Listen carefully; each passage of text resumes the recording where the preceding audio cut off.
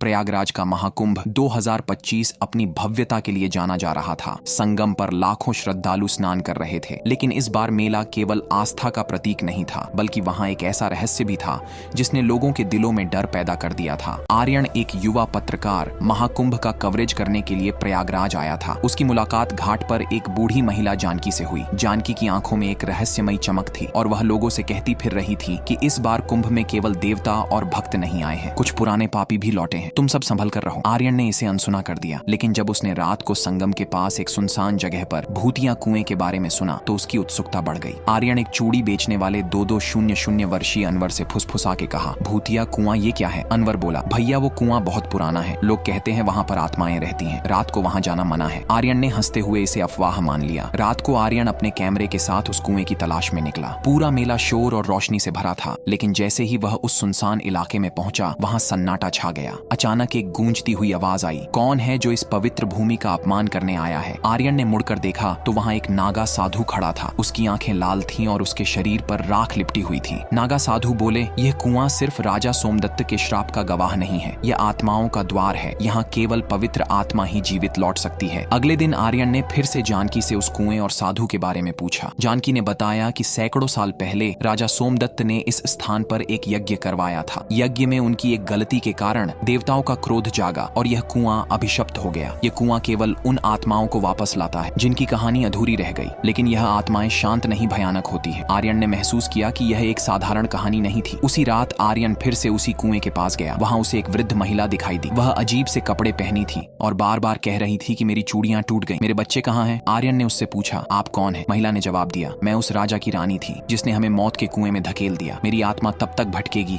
जब तक मुझे न्याय नहीं मिलेगा। यह सुनकर आर्यन दंग रह गया। आर्यन ने फैसला किया कि वह नागा साधु से इस रहस्य का सच उगलवाएगा। अगले दिन उसने नागा साधु को ढूंढा। तुम इस कुएं और इन आत्माओं का रहस्य जानते हो, सच बताओ। साधु मुस्कुराया और बोला, तुम इंसान हर चीज को तर्क और समझ से देखना चाहते हो, पर यह स्थान आस्था और श्राप का स्थान है। आर्यन ने जिद की और साधु ने बताया कि इस कुएं में राजा सोमदत्त ने अपनी पत्नी के चूड़ी वाले और कुछ नागा साधुओं को बलि के रूप में डाला था। इनकी आत्माएं अब भी न्याय की मांग करती है। यदि तुम सच में उनकी मदद करना चाहते हो तो इस बार कुंभ के पूर्णिमा स्नान के दिन दीप दान करो, तभी उनकी आत्माओं को मुक्ति मिलेगी। पूर्णिमा के दिन आर्यन ने दीप दान किया। जैसे ही उसने दिया जलाया, कुएं से चमकदार रोशनी निकली। रोशनी के साथ राजा, रानी और चूड़ी वाले की आत्माएं ऊपर उठी। आत्माएं बोली, हमारी मुक्ति हो गई, यह स्थान अब शुद्ध है। नागा साधु भी वहीं प्रकट हुआ। वीडियो का नेक्स्ट पार्ट देखने के लिए हमारे चैनल को सब्सक्राइब करें और बेल आइकॉन को क्लिक करें।